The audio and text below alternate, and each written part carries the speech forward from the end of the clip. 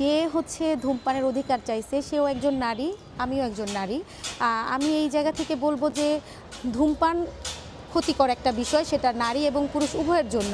তো সেক্ষেত্রে যদি প্রকাশ্যে যদি ধূমপান ছেলেরা করে এবং মেয়েরা করে, দুজনেই সমান অপরাধী এবং দুইটাই জঘন্যতম অপরাধ। তো আরেকটা বিষয় হচ্ছে যে নারীরা কিভাবে প্রকাশ্য ধূমপান মানে ধূমপানের করতে চায় সেটা আমি আমার জায়গা থেকে তো মেনে নেওয়াটা আমার কাছে অসম্ভব।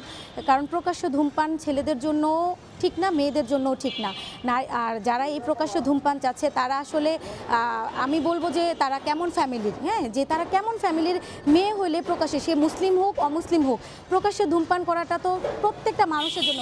সে নিজের ক্ষতি বয়ে আনতেছে, পরিবেশের ক্ষতি বয়ে আনতেছে, তার আশেপাশের ক্ষতি বয়ে আনতেছে।